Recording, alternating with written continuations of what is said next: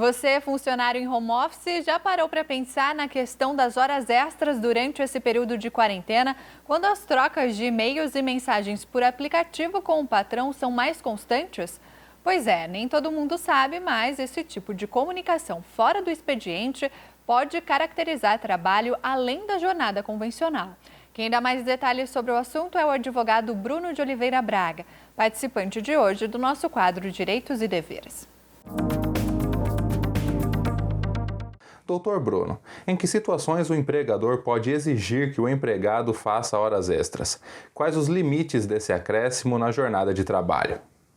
O empregador somente poderá exigir que o empregado realize horas extras nos casos previstos no artigo 61 da CLT, que são os seguintes: necessidade imperiosa, motivo de força maior, para atender realização ou conclusão de serviços inadiáveis que possam trazer prejuízos consideráveis para a empresa, né? Então, nesses casos, a empresa vai poder exigir que o empregado realize horas extras.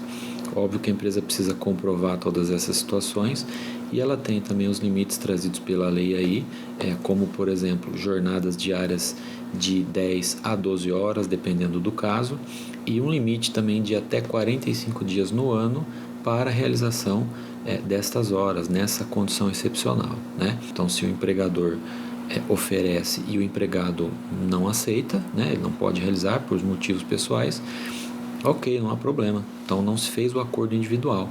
Então, nesse caso, ele não está obrigado a realizar as horas extras, né, numa condição normal, por via de regra. Lembrando também que os menores de 18 anos, por força do artigo 432 da CLT, não podem realizar horas extras e nem mesmo compensações de jornada. O trabalhador tem direito de receber pelo tempo que trabalha a mais? E o banco de horas, como que funciona? O empregado tem direito a receber aí pelo horário que trabalhar a mais, né, além de sua jornada, pela CLT, ela define um percentual mínimo de 50% sobre a hora normal.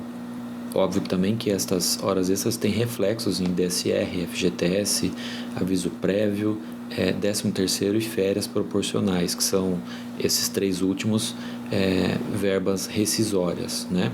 E DSR e FGTS, que são as verbas que o empregado geralmente recebe no decorrer do contrato, né? Ou tem incidência no decorrer do contrato. Com relação ao banco de horas, ele também é estabelecido pela CLT e ele pode ser definido ali por acordo individual, conforme o artigo 59, parágrafo 5º, com uma compensação no limite de, no máximo, em 6 meses, né? Então, seguindo também os limites definidos lá pelo artigo 59, ou seja, limite de 2 horas diárias, né? E por acordo individual, ele precisa ser realizado em até 6 meses, ou seja, as horas que são geradas ali, né, durante um período de 6 meses, elas precisam ser folgadas dentro desse período, por acordo individual. Já por acordo coletivo, né, ou convenção coletiva de trabalho, esse acordo ele pode ser realizado para um período anual. Com o aumento do home office, que é o trabalho feito de casa, muitas pessoas estão trocando mais e-mails e mensagens com seus patrões. Isso pode se encaixar como hora extra em algum momento? Qual o entendimento dos tribunais nesse sentido? A MP 927, que já foi revogada, né, ela definia que a empresa poderia alterar o regime de trabalho, né, do empregado. Então, ou seja, a empresa poderia alterar o regime de trabalho do presencial ali, do normal, para o teletrabalho.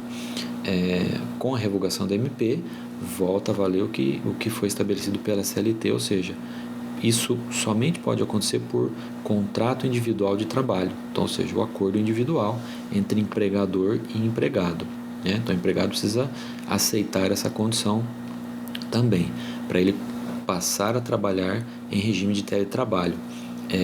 A comprovação pode ser realizada por e-mails, documentos, testemunhas, login, né, nos sistemas. Hoje, empresas que disponibilizam o teletrabalho têm sistema de controle por login, né, que aí pode-se definir o início em que o empregado inicia e termina sua jornada de trabalho, né, e sim, os tribunais eles têm tido um entendimento favorável ao empregado, né, desde que se tenham as provas.